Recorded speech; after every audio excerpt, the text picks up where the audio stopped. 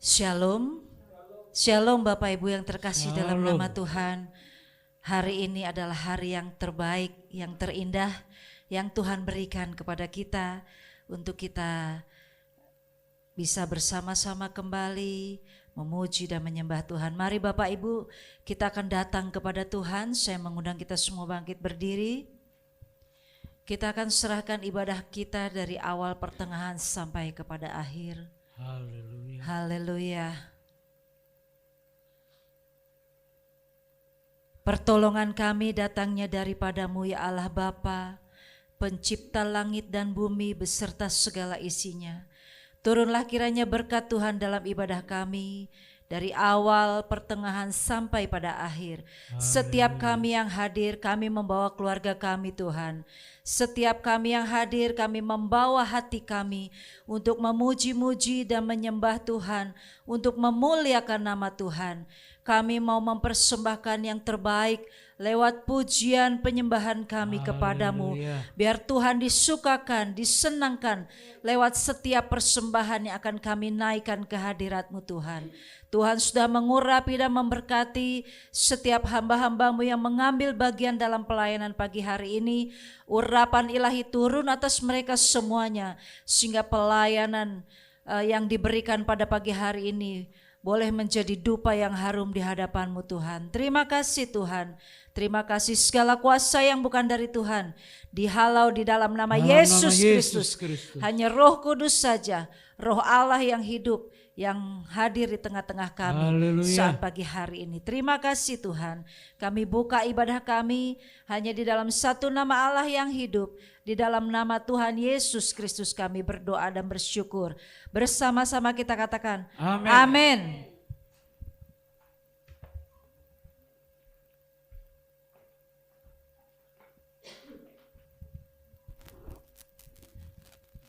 Silakan duduk Bapak Ibu. Saya ucapkan selamat hari Minggu, selamat datang beribadah di rumah Tuhan. Mari kita persiapkan hati kita, dan saya ingatkan kembali bagi setiap handphone kita agar bisa di silent atau di mode getar, agar kita bisa leluasa memuji dan memuliakan nama Tuhan. Amin. Mari kita akan masuk dalam hadirat Tuhan. Kita mau besarkan, kita mau tinggikan namanya, sebab dialah Allah yang hidup, layak disembah. Katakan besar dan ajaiblah karyamu. Besar dan ajaiblah karyamu, adil dan benarlah jalanmu. Raja segala bangsa yang maha kuasa, mulia namamu.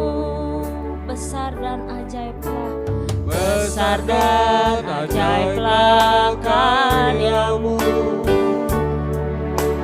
adil dan benarlah jalanmu. Raja segala bangsa yang maha kuasa, mulia namamu. Layaklah segala bangsa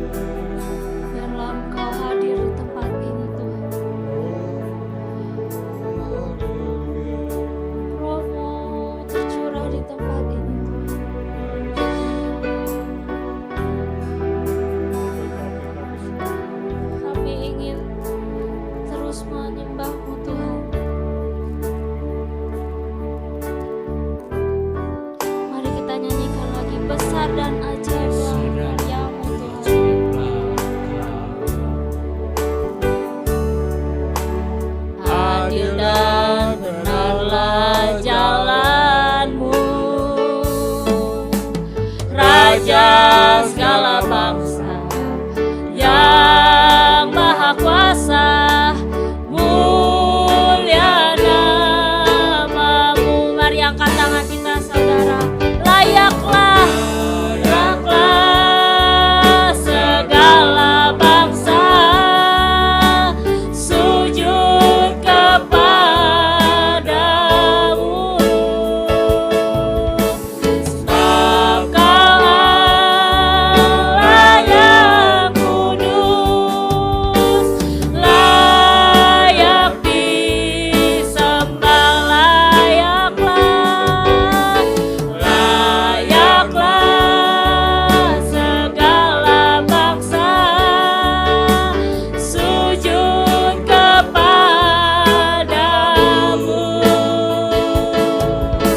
Sebab Kau Allah yang kudus, layak sekali lagi, layaklah, layaklah segala bangsa sujud kepadamu.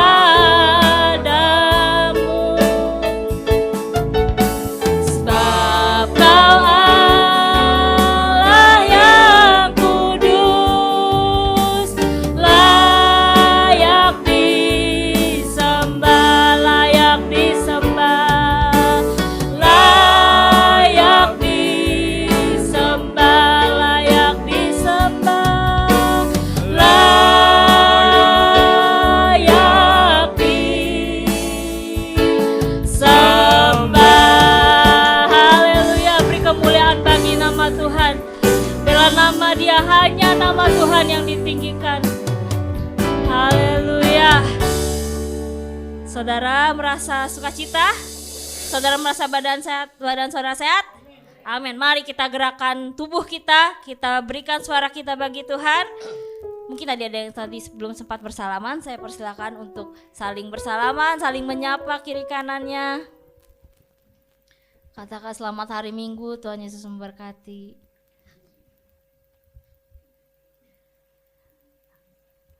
Haleluya. Mari saudara kita goyang bagi Tuhan, kita tepuk tangan bagi Tuhan. Sebab hari ini kita mau memuji nama Tuhan. Dialah yang bertata di atas segala pujian.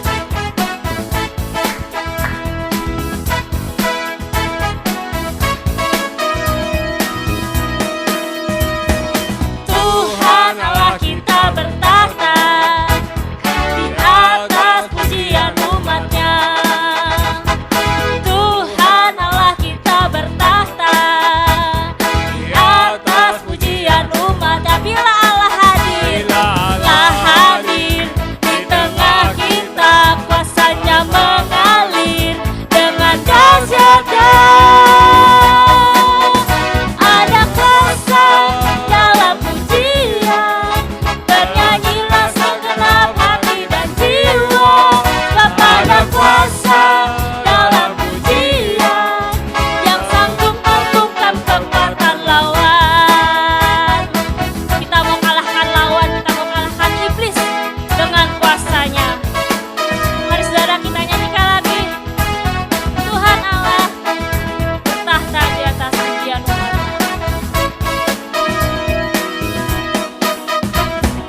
Tuhan Allah kita bertahta di atas pujian umatnya. Tuhan Allah kita bertahta di atas pujian umatnya.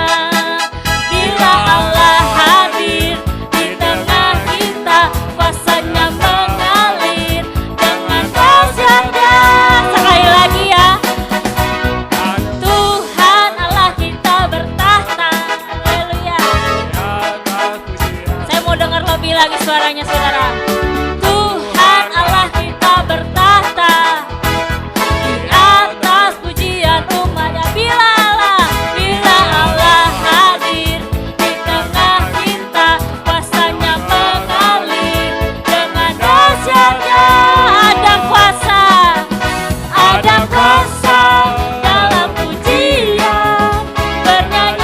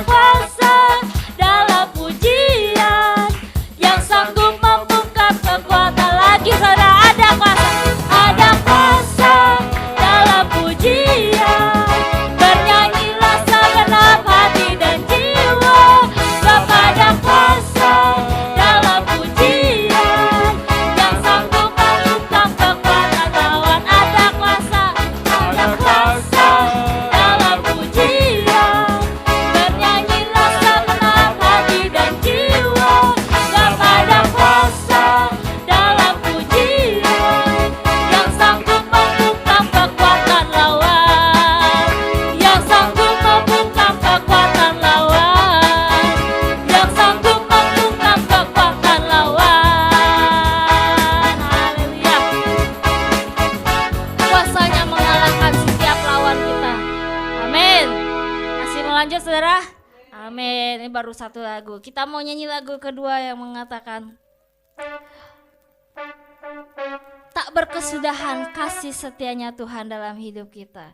Kita boleh hadir di rumah Tuhan, kita masih bisa beribadah. Itu semua karena kasih-Nya, semua karena anugerah-Nya.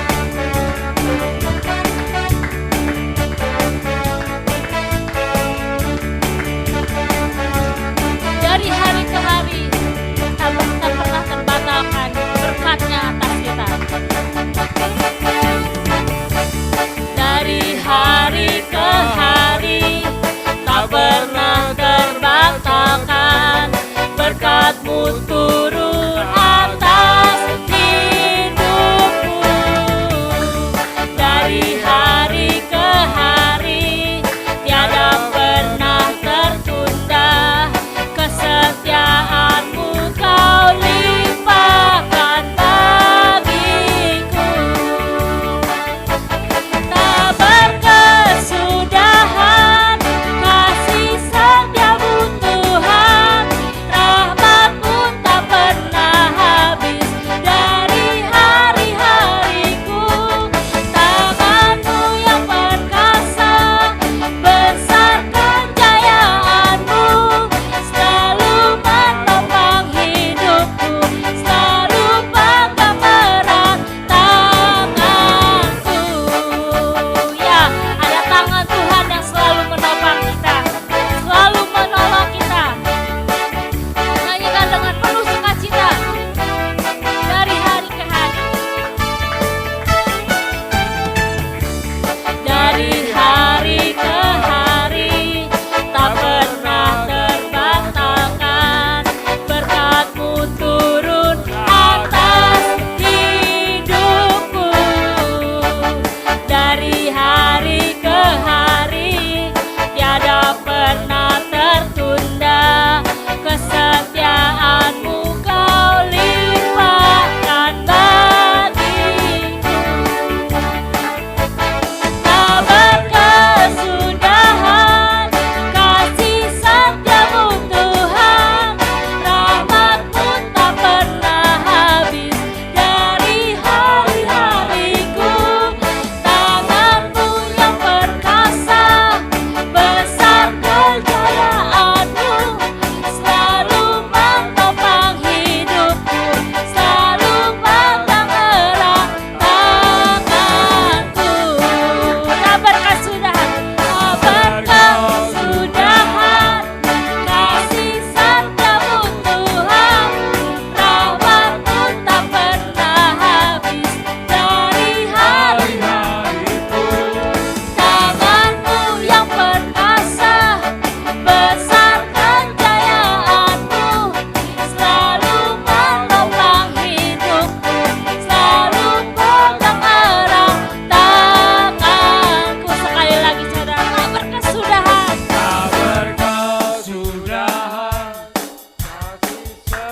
Amin. Rahmat-Mu tak pernah habis Haleluya. dari hari-hariku. Tangan-Mu yang perkasa, besar kejayaan-Mu, selalu menopang hidupku, selalu pegang erat tanganku. Tak berkesudahan kasih setia-Mu Tuhan, rahmat-Mu tak pernah habis dari hari-hariku. Tangan-Mu yang perkasa, besar kejayaan-Mu, selalu menopang hidupku, selalu pegang erat tanganku, selalu pegang erat tangan. Ya Tuhan yang selalu menolong kita, selalu pegang erat tanganku. Haleluya. Silakan duduk Bapak Ibu. Haleluya.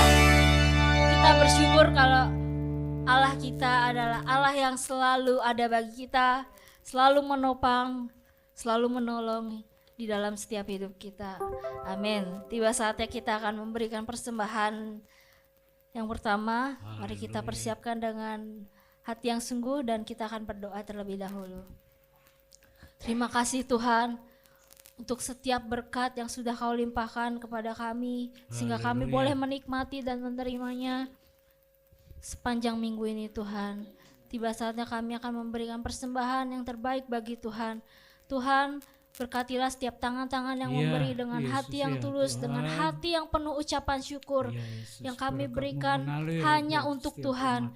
Biarlah Tuhan berkat-Mu melimpah bagi setiap kami dan Tuhan berkati berlipat kali ganda. Terima kasih Tuhan, biarlah persembahan ini dapat memperluas kerajaan-Mu dan biarlah nama Tuhan semakin dipermuliakan. Terima kasih, di dalam nama Tuhan Yesus kami berdoa dan mengucap syukur. Haleluya. Amin. Oh, lihatlah betapa baiknya Tuhan. Kecaplah dan nikmati kasih-Nya, sebab setianya takkan pernah berubah. Kepada yang bertugas saya persilakan untuk melayani.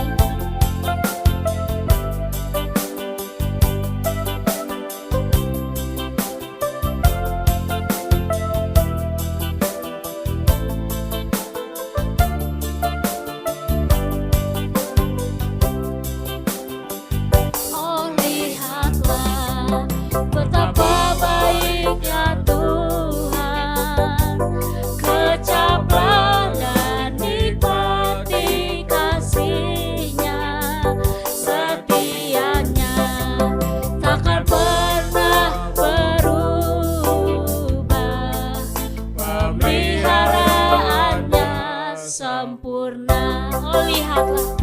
Oh lihatlah, betapa baiknya Tuhan, kecaplah dan nikmati kasih-Nya, setianya takkan pernah berubah,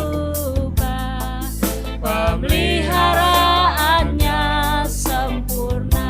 Apa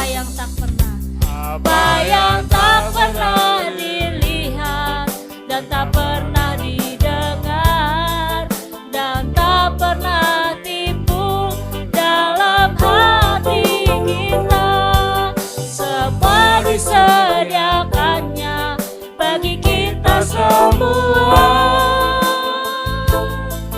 yang mengasihi Dia. Apa yang tak pernah dilihat dan tak pernah didengar dan tak pernah timbul dalam hati kita, semua disediakannya bagi kita semua yang mengasihi Dia, yang mengasihi Dia, yang mengasihi Dia. Terima kasih untuk setiap persembahan saudara. Tuhan Yesus memberkati.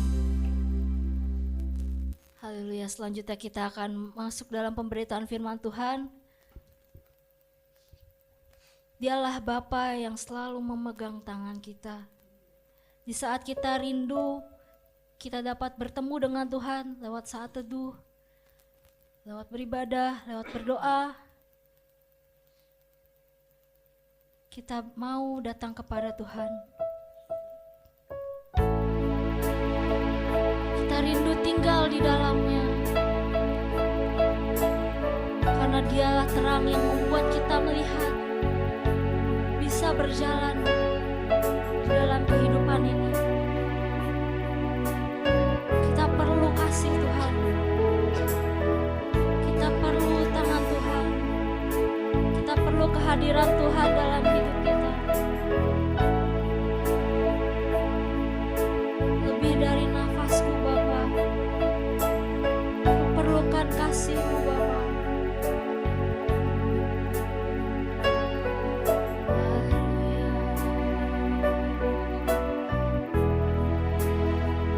Mari saudara kita nyanyikan. Bapa pegang tangan.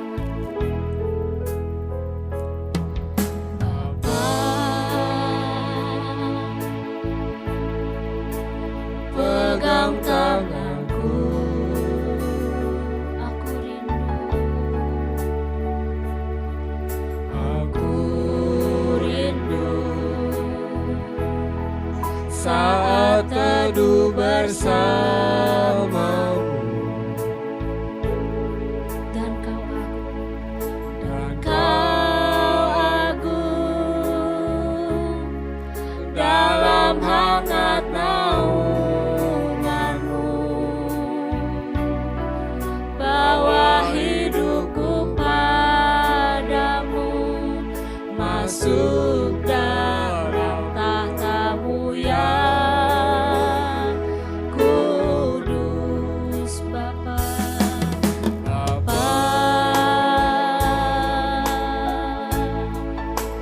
Pegang tanganku, aku rindu tinggal di dalam hatimu. Dan kau terang yang membuatku melihat jauh ke dalam kebenaran-Mu Bapa. Lebih dari nafasku, lebih dari nafasku Bapa, ku perlukan kasih-Mu Bapa, berjalan di samping-Mu Bapa seumur hidupku. Lebih dari nafasku Bapa, ku perlukan kasih-Mu Bapa, peganglah tanganku ya Bapa untuk selamanya. Oh Bapa, pegang tanganku, bawaku dalam hadirat-Mu Tuhan, agar kami bisa bertemu dengan-Mu, berbicara dengan-Mu Tuhan. Kami perlu Kau Tuhan.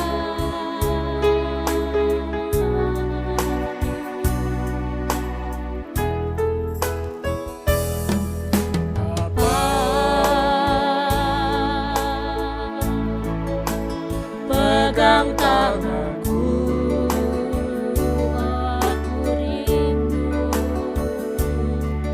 aku rindu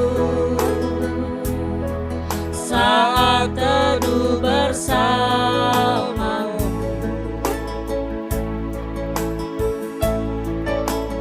Kau agung dalam hangat naungan-Mu, bawa hidupku padamu, masuk dalam tahta-Mu yang kudus.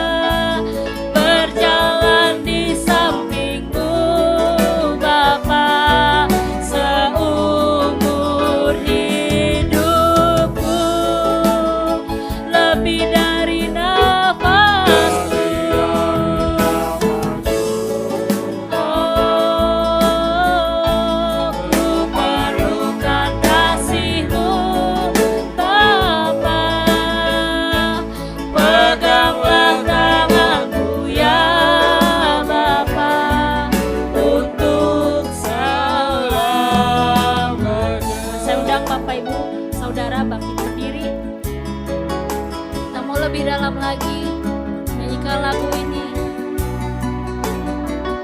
agar hati kita siap untuk menerima firman Tuhan. Oh, kita perlu Tuhan. Kita perlu Tuhan hadir setiap langkah kita. Bapa pegang tangan.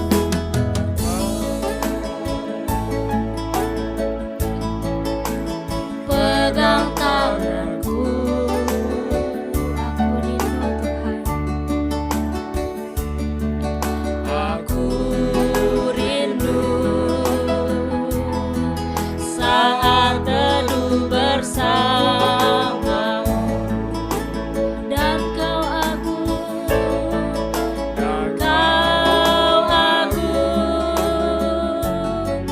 hangat dalam naunganmu. Bawa hidupku padamu, masuk dalam tatamu yang kudus, Bapa.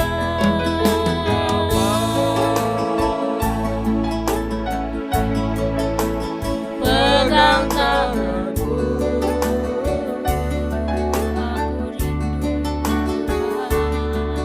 aku rindu saat teduh bersamamu, dan kau terang,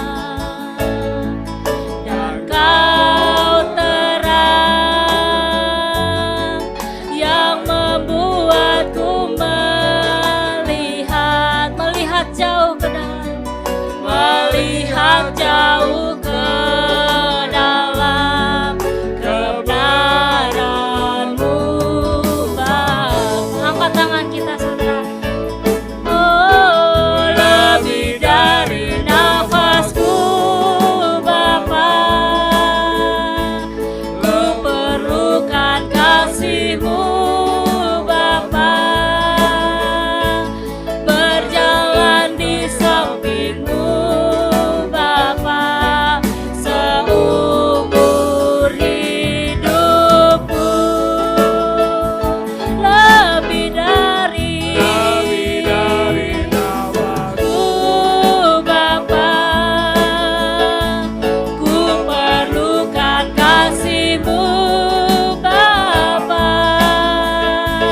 Peganglah tanganku ya Bapa, untuk selamanya. Lebih dari nafasku, Bapa, ku perlukan kasih-Mu, Bapa. Berjalan di samping-Mu, Bapa, seumur hidupku. Lebih dari nafasku, Bapa, ku perlukan kasih-Mu, Bapa. Peganglah tanganku ya Bapa, untuk selamanya. Lebih dari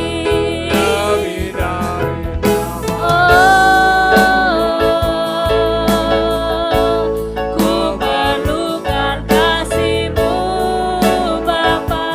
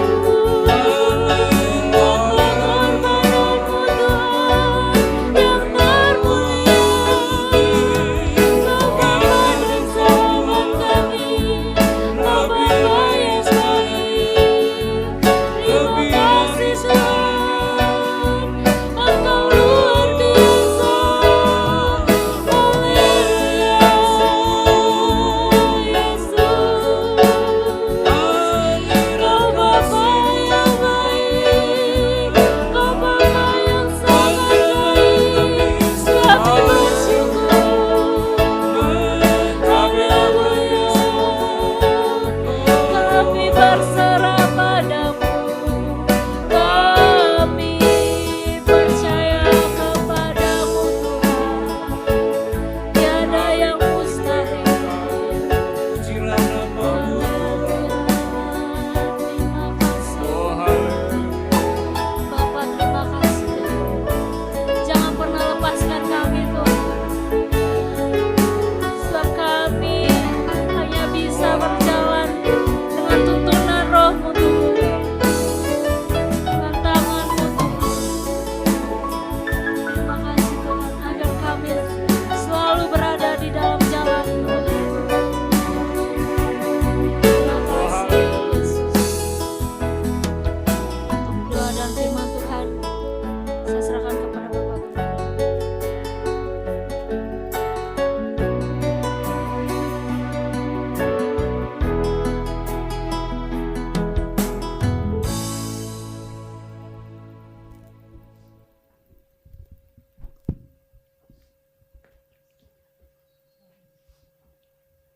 Sungguh kami bersyukur. Siap. Ada tamu nih ya. Dari jauh ya. Baik, puji Tuhan. Selamat datang di Bogor. Dan kami senang sekali buat keluarga. Ini siapa nih? Ponakan ya, bukan Kia ya? Hampir sama. Iya, baik. Tuhan berkati. Baik, pagi ini saya bicara tentang apa yang bisa diubah dan apa yang tidak bisa diubah. Kalau nggak bisa diubah, ya biarkan terus berjalan. Tapi yang bisa diubah, mari kita rubah. Saudaraku. Baik, ada sebuah doa yang sangat sederhana sebenarnya.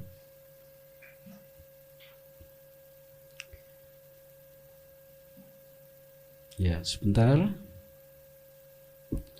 Doa ini dinaikkan oleh seorang ibu yang sudah usia.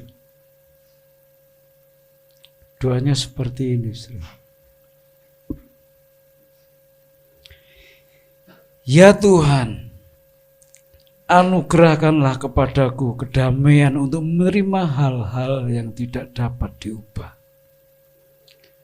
Keberanian untuk mengubah hal-hal yang dapat kuubah. Dan kebijaksanaan untuk mengetahui perbedaan keduanya. Ya, saudaraku, dalam dunia ini ada hal-hal yang nggak bisa diubah, saudaraku. Bagaimanapun caranya orang berusaha untuk mengubah, tetap nggak bisa diubah. Yaitu apa? Masa lalu, saudaraku. Nggak bisa diubah. Dengan cara apa saja yang sudah lewat, nggak bisa diubah, saudara. Tapi untuk sekarang dan yang akan datang, ada hal-hal yang bisa diubah. Dan kita harus rubah. Namun berikan kebijaksanaan untuk mengetahui mana yang bisa diubah dan mana yang tidak bisa diubah. Yang bisa diubah ya harus berubah. Tapi yang nggak bisa diubah ya sudah lewat, saudara, nggak bisa diubah. Maka sang pendoa ini minta berikan hati yang bijaksana untuk mengetahui mana yang bisa diubah dan mana yang tidak bisa diubah. Apa yang bisa diubah, saudaraku? Ya, satu, cara berpikir yang salah. Itu harus dirubah. Ya. Ada orang yang ngotot, sudah salah tapi ngotot. Udah dinasehati, sudah dikasih tahu itu salah tapi ngotot. Dia pikir itu benar. Ya, kalau kita ketemu dengan orang yang ngotot itu waduh, susah, saudaraku. Habis waktu kita, habis tenaga kita ya. Bahkan kita bisa terprovokasi dan bisa masuk dalam perangkap sehingga kita bisa marah-marah. Ya. Yang pertama, pikiran yang salah itu harus diubah. Dan seringkali kita berpikir salah, saudara. Sekalipun kita anggap itu benar. Saat itu kita anggap itu benar. Kita bisa pertahankan mati-matian. Tapi akhirnya ketika waktu berjalan kita merasa, oh iya ya salah ya. Tapi manusia kan gengsinya tinggi. Untuk mengakui bahwa pikiran saya salah, untuk mengakui bahwa saya harus berubah, itu nggak mudah. Ya, nggak mudah. Tapi kita harus sadar bahwa pikiran kita yang salah itu harus diubah. Pikiran itu kan medan peperangan, Ustaz. Medan peperangan itu pikiran. Siapa yang bisa menguasai pikiran saudara, itu yang akan menentukan arah hidup saudara. Maka pikiran itu harus dijaga baik-baik. Apa yang masuk dalam pikiran kita, itu ditimbang-timbang. Ya, berita dunia dari pagi sampai pagi, atau firman Tuhan. Ketika ditimbang-timbang, yang paling banyak itu yang akan mendikte saudara dan saya. Makanya bahayanya di sini, saudaraku. Ya, pikiran ini harus dijaga. Karena pikiran itu yang akan menentukan tindakan kita. Siapa yang menguasai pikiran kita, dia yang akan mengatur hidup kita. Ya. Kalau dulu waktu kita masih kecil nggak terlalu bahaya. Paling yang kita baca apa sih? Komik paling. Tapi sekarang, saudaraku, semua bisa didapat lewat ini, bukan? Semua bisa didapat. Yang baik, yang buruk, yang benar, semua bisa didapat. Bahkan anak-anak kecil sudah tidak asing lagi dengan gadget, saudara. Anak-anak kecil, saudara. Kita tidak anti dengan perkembangan teknologi, enggak anti kita. Bahkan kita harus mengikuti, sebab kalau tidak ketinggalan kita. Ya, ketika corona menghantam Indonesia, dunia, ibadah kan enggak boleh semuanya. Ya, sudah enggak boleh ngumpul, saudaraku. Gimana caranya? Kita pakai kan teknologi. Ya, kita pakai virtual, kita pakai daring, kita pakai YouTube, kita pakai media sosial, sehingga Injil tetap bisa diberitakan. Tapi coba kalau kita anti dengan teknologi, mati semua gereja. Ya, sudah jemaat nggak bisa ngumpul, terus gimana Injil diberitakan? Makanya bagi saudara yang masih muda-muda, jangan buta tentang teknologi. Ya, tapi saudara harus bijak memakainya. Karena apa yang masuk dalam pikiran saudara itu yang akan menentukan arah perjalanan saudara. Ya, hati-hati, kita nggak anti, kita harus tahu ya dunia berkembang, perkembangannya kayak apa.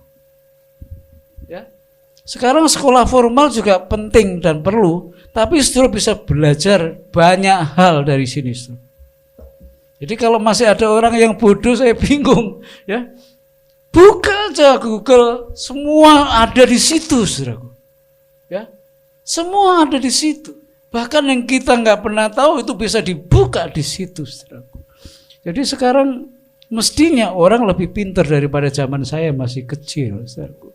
Kalau saya masih kecil, kita harus baca, harus beli buku, bukan?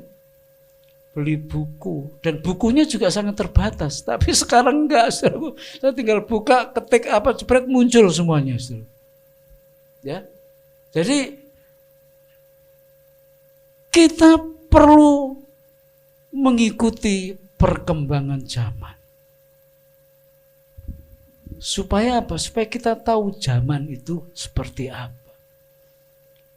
Tuhan Yesus pernah mengkritik orang-orang Yahudi, khususnya para ahli Taurat. Kalau langit mendung kamu tahu akan hujan. Ya. Tanda-tanda zaman kamu tahu. Tetapi hari ini kamu gak ngerti apa yang terjadi sebetulnya. Mereka pintar melihat tanda-tanda zaman. Kalau mendung mau hujan, mereka ngerti. Tetapi tanda-tanda zaman di mana Tuhan Yesus akan datang yang kedua kali, mereka nggak tahu dan nggak mau tahu. Terus terang saudaraku, kalau kita nggak mau belajar tentang teknologi, ya kita ini nggak kebagian apa-apa. Ya kalau saudara sudah umur nggak apa-apa, seperti Om Asri udah 80 tahun, ya nggak usah melototin ini Om Asri. Cukup firman Tuhan saja. Tapi bagi saudara yang masih muda-muda, ya dulu masak itu kita harus beli buku masakan kan, dan itu terbatas. Sekarang saudara mau masak apa? Ketik di sini, ya. Apa merasa durian muncul di situ tuh, ya. Berapa porsi timbangannya ada di situ. Istri saya paling senang tuh, suka masak. Masak apa aja tuh, pokoknya nggak ngelihat saya dia, ngelihatnya ini terus tuh. Wah, sama timbangan, sama timbangan jadi loh seru. Ya dulu nggak bisa bikin bolu, sekarang bisa bikin bolu macam-macam, bisa semua. Dari mana? Dari ini loh. Jadi, nah, masih bisa dimanfaatkan dengan baik. Cuman sekali lagi hati-hati. Berapa banyak yang masuk dalam pikiran kita itu yang akan mendikte kita, ya, termasuk teknologi. Nah, saudaraku, apa yang bisa dirubah? Pikiran kita yang salah harus dirubah, ya. Pikiran kita yang salah harus dirubah. Dan sayang sekali kecenderungan pikiran manusia itu selalu berpikir salah. Makanya itu harus hati-hati. Roma pasal 8 ayat 5 berkata seperti ini. Sebab mereka yang hidup menurut daging memikirkan hal-hal dari daging. Mereka yang hidup menurut roh memikirkan hal-hal yang dari roh. Yang banyak memikirkan perkara-perkara kedagingan, mereka akan hidup dalam kedagingan. Yang memikirkan perkara-perkara rohani, mereka hidup dalam hal-hal rohani. Sudah ada garisnya. Ya, jadi hati-hati dengan pikiran kita. Harus dijaga baik-baik. Apa yang masuk, itu yang akan menentukan arah pikiran saudara dan saya. Filipi 4 ayat 8. Jadi akhirnya saudara-saudara, semua yang benar, semua yang mulia, semua yang adil, semua yang suci, semua yang manis, semua yang sedap dengar, semua yang disebut kebajikan dan patut dipuji, pikirkanlah itu. Pikirkanlah hal-hal yang baik. Pikirkanlah itu. Firman Tuhan berkata, pikirkanlah itu. Ya, jangan pikirkan perkara-perkara yang buruk, baik untuk diri sendiri atau keburukan orang lain. Kalau saudara sudah ketemu orang dan sudah nggak suka, sampai kapan juga saudara nggak akan suka. Ya, apalagi kalau ketemu pas satu gereja lagi, waduh, cilaka. Dia yang keluar atau saya yang keluar, kan gitu ceritanya. Ada apa ada? Ya di sini nggak ada, tapi di sana ada. Tapi dulu ada, saudaraku, dulu ada. Ya. Udah nggak suka, loh malah satu gereja. Waduh, kesiksa bener 2 jam duduk sederet. Ya, tapi kalau kita pikirkan hal-hal yang baik, itu akan mempengaruhi tubuh kita, mempengaruhi suasana hati kita. Jadi mari kita putuskan, kita berpikir hal-hal yang baik saja. Ya, karena firman Tuhan maunya seperti itu. Apa yang bisa dirubah? 2, karakter. Itu bisa diubah. Karakter itu dimulai dari tindakan yang dilakukan secara berulang-ulang. Ya. Tindakan yang dilakukan secara berulang-ulang itu menjadi kebiasaan. Kebiasaan yang dilakukan secara terus-menerus itu akan menjadi karakter, sifat. Kalau saudara suka bohong, terus berbohong, saudara akan menjadi pembohong. Kalau saudara suka marah, sebentar-sebentar marah, sebentar-sebentar marah, saudara akan mempunyai karakter pemarah. Segala sesuatu yang dilakukan secara berulang-ulang itu akan menjadi kebiasaan. Kenapa ada orang yang latah, saudara? Kaget sih, bojo bening. Apa bojo bening? Ya latah, ada orang-orang yang latah. Kalau latah masih normal-normal masih lumayan lah. Ada latah yang jorok loh. Wah ilah. Kenapa? Karena dilakukan terus-menerus. Biasa dia, dilakukan terus-menerus. Jadi kebiasaan. Segala sesuatu dilakukan terus-menerus menjadi kebiasaan. Dan kalau kebiasaan itu terus dilakukan terus, nempel jadi karakter. Ya.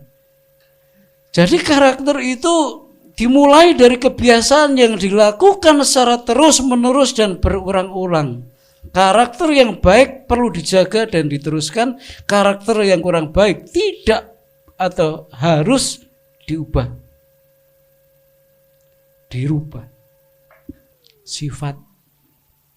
Orang Jawa bilang gini, watuk ada obatnya. Watuk itu ada obatnya. Tapi watak susah obatnya. Orang Jawa bilang gitu.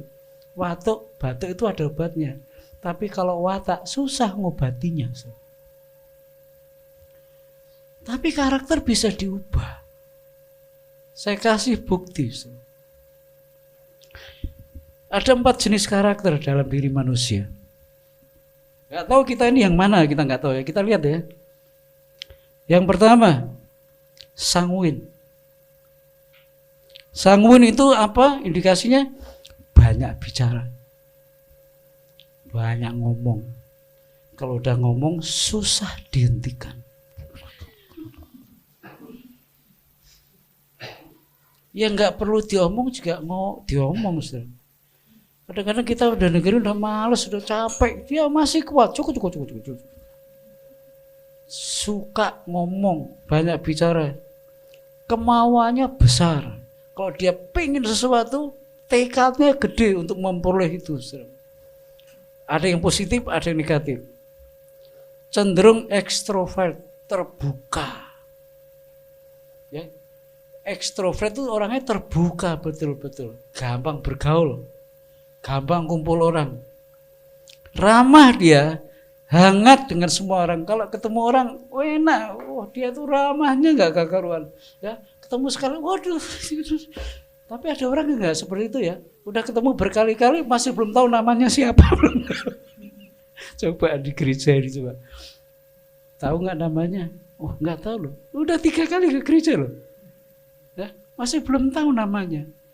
Ada orang-orang yang punya sifat baru ketemu, waduh, rangkulan cukup begitu. Tapi ada yang susah, saudaraku. Susah itu ada yang susahnya apa itu ada juga. Tapi sanguin, ramah dia optimis. Dia punya pikiran bisa saya, ya belum dijalankan bisa saya, belum dikerjakan bisa saya, sanggup saya. Optimis dia selalu. Punya selera humor yang baik, ya bisa diajak guyon. Saudara pernah ketemu nggak orang yang susah diajak guyon? Maaf ini saya ngomong ya, maaf mungkin Bumi masih ingat atau nggak tahu. Pak Gamelel tahu ya Pak Gamelel ya, suaminya buta-buta, mertua saya. Itu susah ngomong. Waktu di retreat di Gunung Bunder, teman pendeta saya kita undang sama-sama. Pak Anies ini mertua Pak Anies ya? Iya. Kok susah ngomongnya? Gini aja deh. Tak kasih tantangan, mau nggak? Mau. Buat Pak Gamelel ketawa. Sebentar aja. Kalau bisa tak kasih buku tebel. Nggak berhasil teman saya. Susah ngomong. Ada orang-orang yang susah ngomong. Ya karakternya seperti itu memang. Tapi ada orang yang sekali ketemu sudah enak loh ya, enak ngobrolnya enak, ya nyapanya ramah dan seterusnya. Lah, sanguin ini orangnya ramah, terbuka, selera humornya baik, bagus, bertindak dulu, berpikir kemudian. Nah, ini kelemahannya. Pokoknya kerjakan dulu, pikir belakangan. Sanguin ini kalau di Alkitab ada yang punya. Petrus. Ini modelnya Petrus itu orangnya terbuka, belak-belakan. Ya, optimis dia. Selera humornya ada, gampang dijak guyon, gampang dijak bergaul. Tapi dia itu kerjakan dulu, mikirnya belakangan. Ngomong dulu, mikirnya belakangan. Itu Petrus. Saudara ingat, satu kali dia berkata seperti ini, Guru, kemanapun engkau pergi, aku ikut. Bahkan engkau mati, aku pun bersedia mati. Ngomongnya gitu. Tuhan Yesus berkata apa? Kamu gak ngerti apa yang kamu omongin. Karena Tuhan tahu karakternya Petrus. Pokoknya ngomong dulu, pikir belakangan. Guru, kemanapun engkau pergi, aku ikut. Bahkan engkau mati pun aku bersedia. Gak lama kemudian ketika Tuhan Yesus ditangkap, apa yang dilakukan? Ketika ada orang berkata, kamu muridnya Yesus? Oh bukan, saya nggak kenal. Saya nggak kenal dia. Loh, katanya mau mati, berani mati. Ya, kemana Tuhan pergi, aku ikut. Bahkan kau mati, aku pun mau bersedia mati. Loh kok ditanya, kamu muridnya Yesus? Enggak, saya nggak kenal. Lalu, sampai berapa kali saudaraku? 3 kali. Itu Petrus. Ya, pokoknya ngomong dulu lah, gebrak dulu lah, urusan belakangan. Itu Petrus, sanguin dia, orangnya terbuka, bisa bergaul. Tapi ya itu kelemahannya, dia berpikir pendek. Ya. Yang penting gebrak dulu aja, urusan belakangan. Itu Petrus. Ada di antara saudara yang seperti ini, pokoknya antem dulu aja deh, kerjakan dulu, urusan berhasil atau tidak itu belakangan. Pokoknya ngomong dulu siap siap, tapi nggak dikerjakan, ya bilangnya siap tapi nggak dikerjakan, itu Petrus. Nah, siap bersedia. Umpamanya gini, bisa pelayanan minggu depan siap. Giliran Jumat nggak kelihatan, Sabtu nggak kelihatan. Itu sanguin itu saudaraku, ya. Perlu dirubah yang seperti ini. Bukan nggak bisa dirubah, perlu dirubah. Petrus bisa berubah kok. Ya, akhirnya kan bisa berubah Petrus. Bahkan diberi kepercayaan Tuhan untuk menjadi gembala yang pertama. Gereja yang pertama gembalanya Petrus, saudara. Itu Petrus. Masa Tuhan percaya sama orang model gini? Loh, setelah diubahkan, Tuhan beri kepercayaan Petrus untuk menggembalakan jemaat Tuhan. Gereja mula-mula. Saudaraku, sanguin ini terbuka, potensi, optimis, ramah dan seterusnya. Tapi kelemahannya pikirannya pendek. Saudara. Itu hati-hati, ya. Itu sanguin, pikirannya pendek. Ngomong dulu, pikir belakangan, itu sanguin. Ya, tapi bisa diubah kok, saudara. Seperti Petrus bisa diubah. Yang kedua, melankolis. Ini Musa punya karakter melankolis, sangat detail dia. Kalau ada kerjaan dia rancang detail sekali. Dia nggak ngawur-ngawur, pokoknya kerjakan saja lah, nggak ada perencanaan, nggak apa-apa. Urusan berhasil nggak, itu belakangan lah, pokoknya kerjaan dulu lah. Dia mau buka usaha nggak dihitung dulu. Ya kalau pengen buka. Ya, tapi nggak dihitung. Dia membangun rumah nggak dirancang dulu. Ini rumah sebesar ini kira-kira habis berapa, nggak dirancang dulu. Pokoknya berdiriin aja. Ya, banyak akhirnya kan nggak nyampe selesai toh. Nggak nyampe selesai. Buka usaha nggak dihitung-hitung dulu untung ruginya, masalahnya gimana, resikonya apa, enggak. Pokoknya hati pengen buka aja. Susah untuk meluruskan hati orang yang seperti Musa ini sebenarnya. Kalau udah pengen, ya sudah. Malaikat akan nasihati juga nggak digubris. Itu Musa. Ya, pokoknya kerjakan dulu aja. Ya, itu Musa, saudara. Tapi dia setia, saudara. Ya, detail, mementingkan kualitas, dia setia. Tidak mudah beradaptasi di tempat yang baru. nggak gampang untuk bisa menerima keadaan di situasi yang baru, nggak gampang. Kalau Musa itu saudara orang yang suka ngontrak rumah, pindah di rumah, pindah di kampung, susah untuk kumpul orang-orang kampung yang baru, tetangga-tetangga baru, susah, saudara. Perlu waktu lama, ya. Makanya saudara bisa melihat kadang-kadang ada tetangga baru yang sudah hampir setengah tahun nyapa saudara juga enggak. Padahal deket-deket loh rumahnya. Dia susah beradaptasi. Dalam pekerjaan juga sama. Susah beradaptasi dengan pekerjaan yang dia geluti. Apakah pekerjaannya ataukah lingkungan pekerjaannya, susah beradaptasi. Susah menerima lingkungannya. Ya. Itu melankolis. Sangat berhati-hati, introvert, tertutup orangnya. Enggak gampang dia ngomong sama seseorang, enggak gampang. Enggak gampang deket sama seseorang karena dia teliti detail siapa yang dihadapi, siapa orang yang dihadapi. Rapi, ingatannya kuat,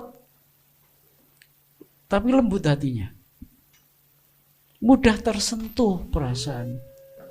Biasanya melankolis ini jadinya pengarang lagu, ya, pengarang puisi.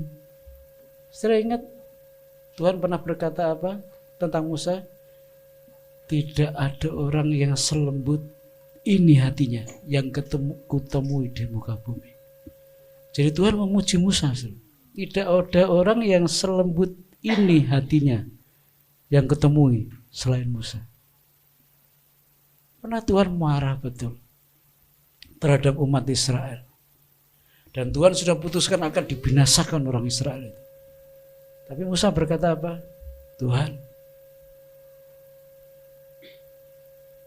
lebih baik namaku kau hapus dari buku kehidupan daripada kau binasakan umatmu. Musa lebih rela gak usah tulis namaku di buku kehidupanmu, asal umatmu kau ampuni. Selembut itu hati Musa. Dia mau jadi garansi, lebih baik hukumannya kasih ke saya aja, asal umatmu selamat dari murkamu. Lembut hatinya, saudaraku. Jadi kalau saudara pengen cari jodoh orang yang suka nyanyi, ya, cari ini yang melankolis, ya. Gampang tersentuh perasaannya, gampang iba, tapi nggak gampang ditipu. Gampang iba itu tidak selalu gampang ditipu, ya. Karena dia detail kan, detail orangnya, dia ketemu sama orang, dia mau ngomong sama orang, dia nilai orang sebelum dia putuskan, ya, oke, kita berteman. Dia cek dulu. Ya, itu melankolis. Musa, lalu Abraham itu pragmatik. Pembawaannya sederhana sekalipun dia kaya raya. Ya, sederhana dia. Tapi kaya raya. Beda dengan orang sekarang, enggak kaya tapi pembawaannya sok kaya. Enggak punya apa-apa, gayanya punya segalanya. Tapi Abraham itu enggak, dia punya banyak hal tapi dia sangat sederhana sekali orang. Itu Abraham. Menghargai persahabatan. Kalau sudah berteman susah putusnya, saudaraku. Itu apa? Ya, susah. Sekalipun pernah tersakiti, susah untuk melepas. Pragmatik, pendamai. Dia jadi juru damai. Cenderung menghindari konflik. Ingat, dia kan berkonflik sama ponakannya kan? Siapa namanya? Lot. Ya, sama-sama kaya. Paman Abraham kaya, gembalaannya banyak, dombanya banyak, lembunya banyak. Lot pun sama. Mulai banyak dombanya, banyak kambingnya. Sementara padang rumput nggak terlalu luas, ribut di situ, saudaraku. Ya, domba-dombanya Abraham makan, domba-dombanya Lot makan di situ. Kurang lahannya, ribut. Bukan hanya dombanya, yang menggembalakan juga ribut. Lalu Abraham bilang apa? Udah Lot, kamu lihat aja. Yang bisa kamu lihat aja dulu. Kamu pilih, kalau kamu pilih selatan, aku ke utara. Kalau kamu pilih timur, aku ke barat, silakan. Itu Abraham. Dia suka ngalah, ya. Ya, terserah kamu pilih yang mana. Untuk domba-dombamu, penggembalaanmu supaya apa? Jangan ribut, ya kan? Berdamai toh. Kamu pilih, kalau kamu barat, saya ke timur, kamu selatan, saya ke utara. Nah, sifat seperti ini kan bagus tuh. Ya. Dia setia. Dia pendamai. Kelemahannya apa? Sering menunda pekerjaan, pemalu, kurang tegas. Abraham ini kurang tegas.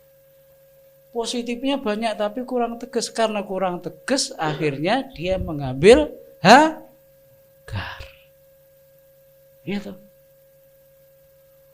Coba kalau dia kokoh sama janji Tuhan, bahwa dari Sarah akan lahir anak perjanjian. Dari Sarah. Tapi karena ditunggu-tunggu, nggak datang-datang. Sarah kasih solusi, ya dah, mungkin saya sudah tua. Ini saya punya pembantu, masih muda, dari Mesir. Silahkan, kalau Papi Abraham mau, ambil aja. Gak tegas loh dia. Diambillah Hagar. Jadi istri 2. Lahir Ismail. Dari sana nggak taunya dia mengandung lahir Ishak. Ya toh? Karena tidak tegas akhirnya berantem. Dan sampai sekarang berantem terus keturunannya. Keturunan Ishak itu garisnya ke kita, keturunan Ismail garisnya ke teman-teman kita. Ribut. Karena ketidaktegasan Abraham. Pragmatik itu orangnya nggak tegas, suka nunda-nunda kerjaan.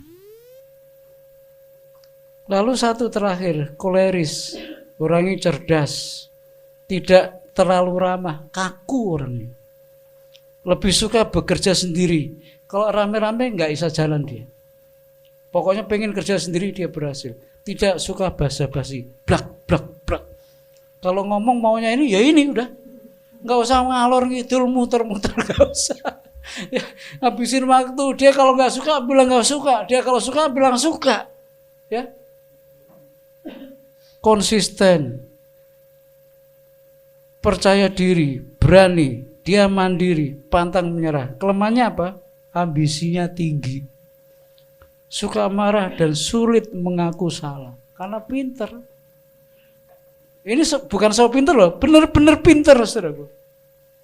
Dan dia mandiri. Kalau kerja rame-rame malah nggak jalan dia. Kalau dia sendiri kerja malah jalan. Karena kepintaran, kejeniusannya seperti itu, dia sering merasa tidak salah dan sulit untuk diluruskan.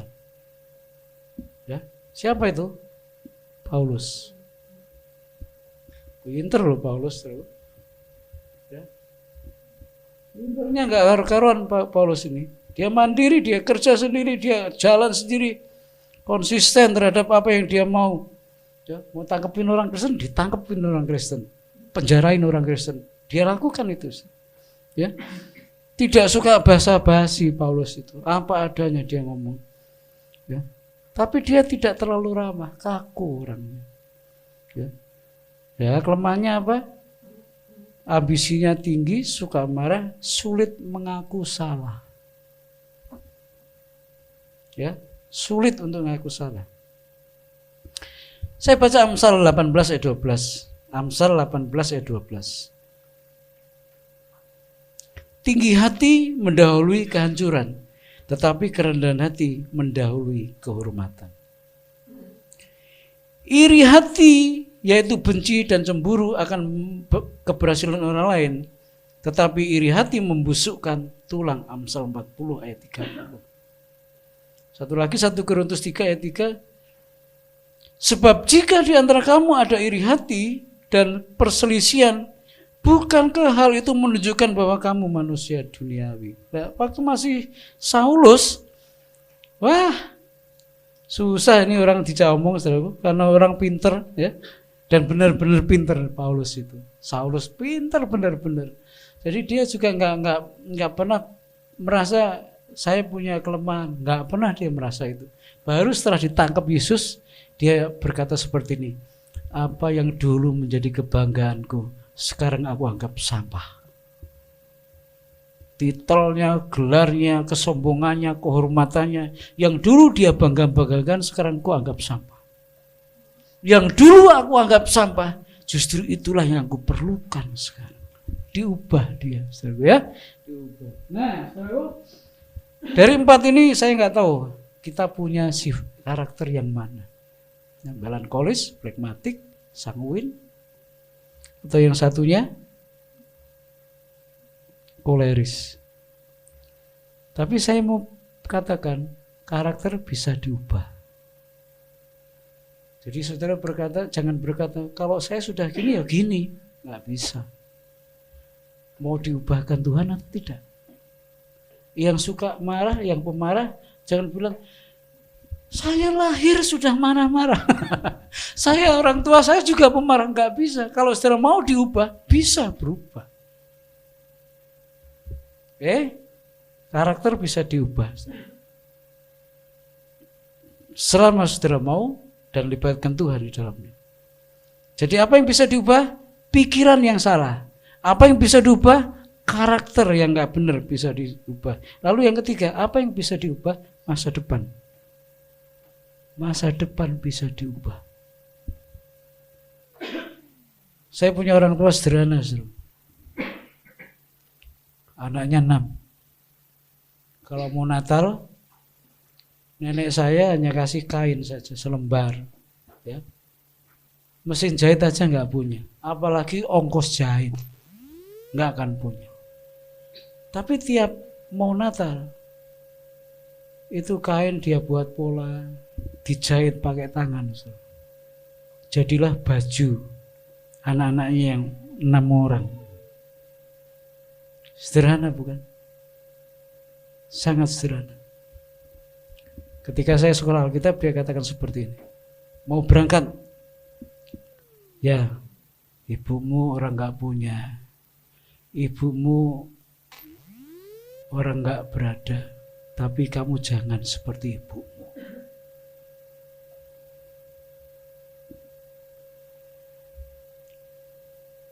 Masa tua ibu saya memprihatinkan. Gak punya apa-apa. Hanya punya tempat tinggal saja. Gak punya barang-barang mewah, gak punya. Tapi dia mau supaya anak-anaknya gak mengalami hal yang sama seperti dia. Jadi apa artinya? Kalau bapaknya penjahit, belum tentu anaknya harus jadi penjahit. Kalau orang tuanya susah, anaknya jangan mau hidup susah. Jadi masa depan itu bisa diubah. Gak mungkin, saudara, gak bisa diubah. Karena kita sendiri yang gak mau berubah aja. Ya. Saudara tahu, saya punya teman pencopet, saudara. Kerjanya nyopet di pasar, saudara. Tapi dalam pergaulan waktu muda, ya kemana ada dia, di situ juga ada saya. Dia punya anak, dia ngomong seperti ini, bapakmu pencopet ya, tapi kamu jangan jadi copet ya. Saya bilang gitu, ngomongmu gampang ya. Ngomongmu gampang. Ya kalau kamu nasihati gitu, kamu berhenti nyopet. Ya, dia nasihati, bapakmu pencopet, tapi kamu jangan jadi pencopet. Loh bisa ngomong seperti itu. Artinya apa? Masa depan bisa diubah. Kalau orang tuamu susah, anaknya tidak harus hidup susah.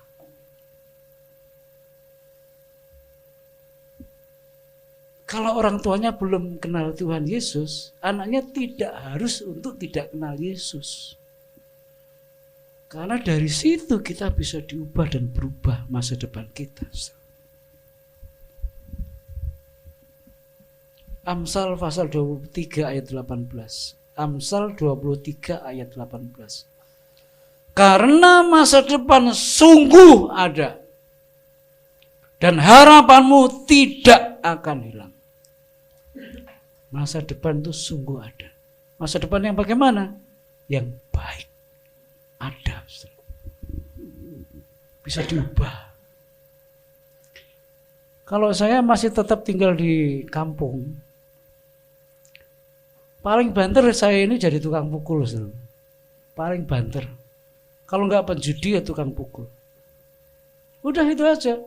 Karena kampung saya itu ya terkenal penjudi dan saya terlibat di situ. Uang sekolah habis semua, orang tua nggak tahu. Buat bantingin kartu dari pagi sampai sore. Nggak bayar sekolah. Berbulan-bulan habis buat judi. Kalau malam saya jadi pendoa. Buat teman saya yang main judi, pendoa. Moga-moga menang, moga-moga menang. Hanya itu, saudara. Jadi kalau saya nggak bergerak, sekali lagi, paling banter saya jadi tukang pukul atau penjudi. Itu sudah top-topnya. Untungnya saya ketemu Tuhan. Yang saya kenal yang namanya Yesus Kristus. Dia bawa saya keluar dari lingkungan saya. Enggak gampang. Ketika saya menghindar dari kelompok saya, mereka berkata apa? Wah, ada nabi lewat, ada nabi lewat. Coba. Belum lama loh. Saya harus mengambil keputusan tinggalkan teman-teman lama. Ketemu ada nabi lewat kencang saudara ngomongnya. Malu loh saudara di kampung saudara. Ada nabi lewat. Dah. Akhirnya saya ambil respon yang Tuhan mau. Oke. Kalau memang Tuhan suruh saya harus keluar dari kampung. Terus sekolah pendeta saudara. Harus tinggalkan kampung, sekolah pendeta. 84 masuk di Semarang, selesai 88. Itu usia saya masih 21. Saya harus cabut dari kampung. Udah, dunia remaja muda saya udah hilang. Tapi itulah konsekuensinya harus saya ambil. Mau masa depan berubah atau tidak. Loh, menjadi hamba Tuhan itu sebetulnya nggak punya masa depan loh saudara waktu itu. Nggak punya. Yang masa depannya baik itu pegawai negeri ya Bumi ya. Kalau orang Jawa tanya, apa cita-citamu? Pegawai negeri. Itu. Jadi kalau bukan pegawai negeri itu, wah buangan pokoknya. Lah saya sekolah pendeta. Tahun 80-an, 85, pendeta enggak kayak sekarang, saudaraku. Pendeta itu sepatunya sudah dilem-lem, saudaraku, udah dijahit-jahit. Udah mangap-mangap. Yang saya sering lihat. Baju kerahnya juga udah robek-robek. Ya, kalau yang sini robek dibalik supaya nggak kelihatan, kerahnya dibalik. Seperti itu. Jadi nggak ada masa depan. Loh saya dibawa ke situ.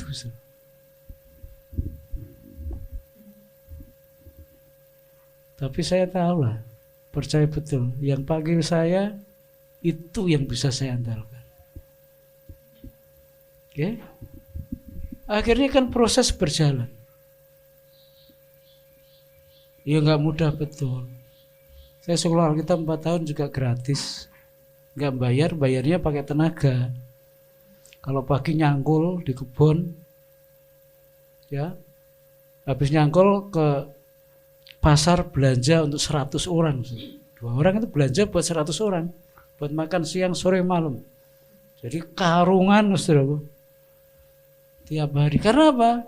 Ganti, karena saya nggak bisa bayar. Bertahun-tahun.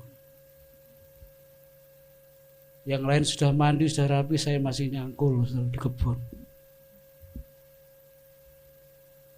Yang lain sudah belajar di hall, kadang-kadang saya masih bersihin kamar mandi. Karena apa? Ganti saya nggak bayar. Prosesnya seperti itu.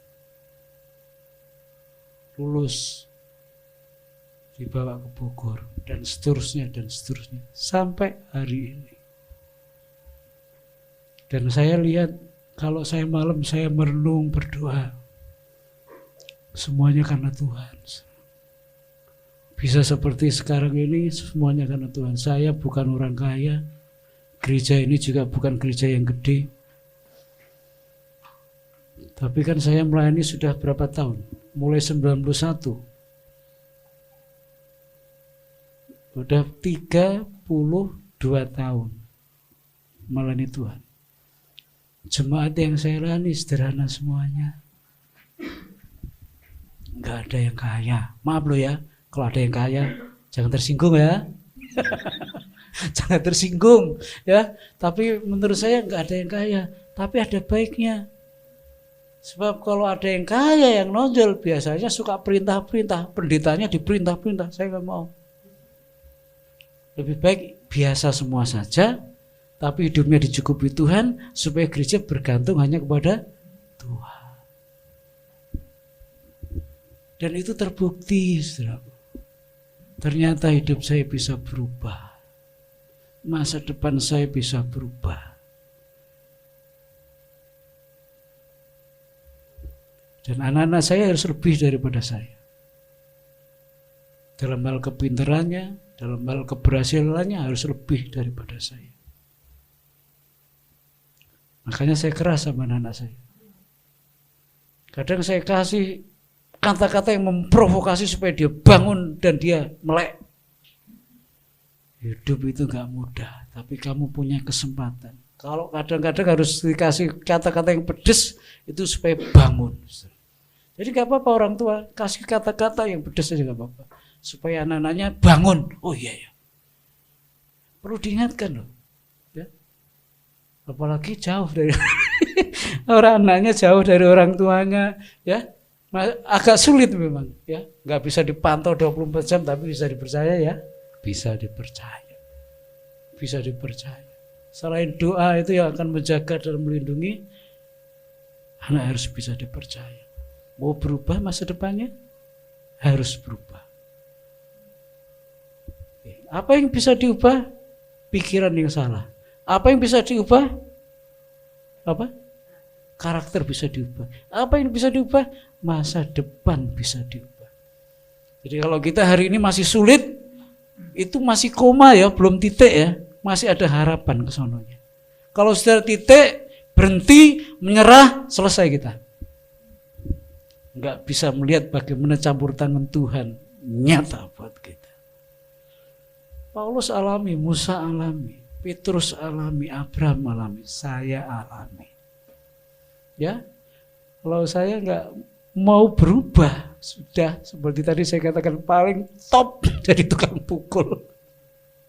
Bener dah. Kalau saya pulang ke kampung, sekarang saudaraku sudah seperti dewa aja saudaraku. Teman-teman lama saya dulu tukang judi dah. Ada bos, padahal saya nggak bawa duit, ada bos. Ya memang kalau saya pulang saya kasih sih, ya. Dan mereka benar-benar nggak percaya. Ketika kemudian saya ditelusuri setelah puluhan tahun nggak temu, anak-anak SMA telusuri, ketemu saudaraku di Facebook, masuk grup. Pada nggak percaya saya jadi pendeta, pada nggak percaya. Satu kali saya pulang, kedengeran saya pulang ke Padi. Mereka buat rencana reuni, perpisahan, buat nyambut saya. Ngapain nyambut saya? Gak usah disambut-sambut saya. Ya kita teman biasa. Gak peduli Anda agamanya apa, kita teman. Kita pernah satu sekolahan, kita pernah satu kelas, kita pernah susah sama-sama, kita pernah bandel sama-sama. Sekarang lebih baik kalau sudah tua, tobat. Gampang saya ngomongnya, Ustaz. Karena saya udah ngalami, ya. Masih ngerokok enggak? Enggak bisa jawab. Saya enggak loh. Masih minum enggak? Enggak jawab. Saya enggak loh. Berubah. Oh seperti saya berubah. Ya. Jadi gitu. Teman-teman saya masih seperti dulu. Saya bilang, masih gak? Masih, berubah. Mau berubah nasibnya, mau berubah masa depannya, berubah. Saudaraku, mau berubah masa depannya, yuk kita ubah. Ya, kita ubah. Yang bisa diubah, harus diubah. Yang gak bisa diubah, ya bersyukur saja. Ya masa lalu gak bisa diubah. Jam itu jalannya ke kanan, gak bisa diputar mundur. Pengen sih saya kalau jam bisa diputar mundur, masa lalu bisa muncul lagi, saya pengen nebus salah saya yang dulu kayak apa. Saya rugi sering waktu SMA, sekolahnya bisa dihitung hari. Bener. Saya nggak bisa menikmati masa SMA sekolah dengan normal. Saya berangkat dari rumah Senin, pulang Sabtu. Ngamen kemana-mana. Ya, kalau ada PR, guru udah deketi saya udah takut, saudaraku, balik lagi. Sebab mata saya udah merah. Saya rugi, benar. Kalau boleh diputar mundur, saya menebus kesalahan saya. Tapi kan nggak bisa. Ya sudah lewat, itu yang nggak bisa diubah. Sekarang kedepannya harus lebih baik. Amin. Apa yang bisa diubah harus diubah. Yang nggak bisa diubah ya sudah, syukuri saja. Tuhan memberkati kita semuanya.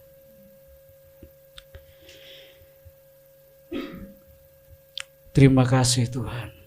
Bagi kami ada masa depan yang baik.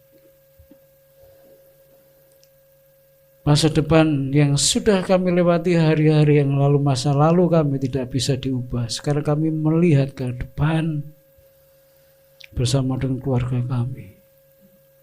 Ada harapan masa depan yang lebih baik dari masa kini. Kami harus relakan karakter kami diubahkan. Kami tidak akan pertahankan hal-hal yang tidak baik, sifat-sifat dan karakter kami. Dan itu bisa. Musa bisa, Abraham bisa, Saulus bisa, Musa juga bisa, Petrus juga bisa. Apalagi kami. Ubahlah sifat-sifat kami yang tidak baik, yang kurang berkenan, dan yang menjadi kelemahan kami. Ubah Tuhan. Sekali lagi ubah. Supaya kami menjadi lebih baik seperti apa yang Tuhan mau. Terima kasih Tuhan. Terpujilah nama-Mu. Kami bersyukur bahwa hari ini kami diingatkan kembali. Masih ada harapan. Masih ada masa depan yang baik. Hidup kami selalu diubahkan. Pikiran kami selalu diubahkan dari saat ke saat. Tuhan bekerja dan kami boleh menerima hasilnya. Dalam nama Tuhan Yesus Kristus kami berdoa dan mengucap syukur. Amin. Kami bersyukur Tuhan untuk kebaikan-Mu buat Saudari Amel, Saudari Yoga, buat Ibu Sonya yang hari ini hadir dan mereka boleh merasa bahwa Tuhan menyertai mereka karena Tuhan memberikan panjang umur buat mereka, tambah 1 tahun buat mereka. Biarlah yang sudah lewat menjadi pelajaran bagi mereka untuk mereka menata hari ini dan hari esok. Kami berdoa bersama-sama, berikan kekuatan, kesehatan. Amen. Buat saudara-saudara kami yang hari ini mengucap syukur untuk ulang tahun mereka, kiranya Tuhan lindungi mereka, Tuhan jagai mereka. Dan Tuhan pakai di keluarganya, Tuhan pakai di tempat pekerjaannya, dan apa yang dikerjakan, dilakukan, Tuhan berkati, Tuhan buat berhasil, dan kemanapun mereka pergi melangkah, mereka beruntung karena Tuhan menjagai mereka. Terima kasih Tuhan, Tuhan sertai mereka sepanjang tahun ini, bahkan kerinduan-kerinduan yang sudah mereka ucapkan, kiranya Tuhan akan mengabulkan dan menjadikan semuanya jadi pada waktunya. Terima kasih Tuhan, kami juga bersyukur untuk Ibu Mei dan untuk keponakan yang ada yang hari ini juga hadir. Tuhan juga memberkati, bahkan ketika keluarga ini membawa makanan, kiranya Tuhan membalas dengan berlipat kali ganda Mereka tahu persis, mereka mengucap syukur, dan mereka boleh memberikan apa yang mereka bisa berikan, dan Tuhan pasti akan berkati mereka lebih dari apa yang bisa mereka pikirkan. Terima kasih Tuhan, kami bersyukur, dan ucapan syukur juga kami buat Ibu Sian yang sudah naik ke jabatan lebih tinggi yaitu pendeta. Kiranya dengan naiknya jabatan, naik pula pertumbuhan karakter dan pelayanannya, sehingga dia boleh semakin dipakai Tuhan, khususnya di anak-anak sekolah minggu, dan Tuhan akan menjadikan semuanya indah bagi kami semuanya. Biarlah kami juga meresponi panggilan Tuhan dengan benar. Terima kasih Tuhan, kami akan pulang dan kiranya Tuhan memberkati kami. Kiranya kasih karunia dari Allah Bapa, penyertaan dari Tuhan Yesus Kristus, dan persekutuan dengan Roh Kudus akan memimpin kita, menyertai kita dari saat ini sampai Tuhan datang yang kedua kali. Amin.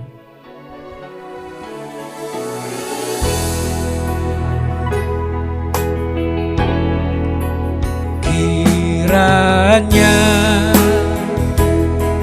Engkau memberkati aku berlimpah-limpah dan memperluas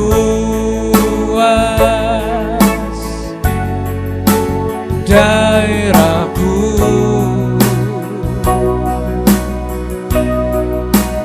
dan kiranya tangan-Mu menyertai aku dan melindungi aku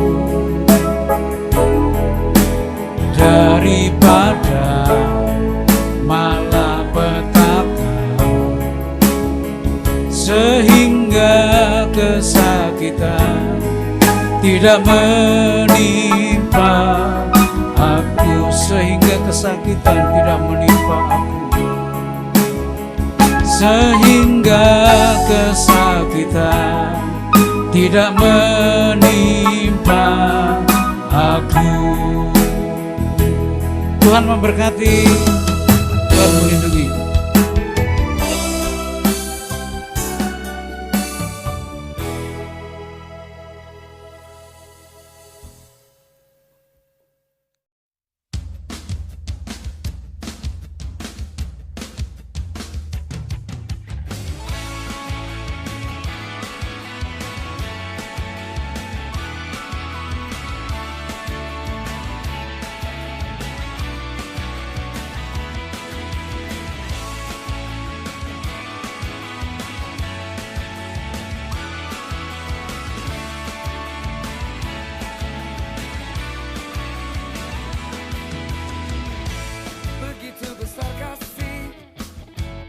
Tercurah bagi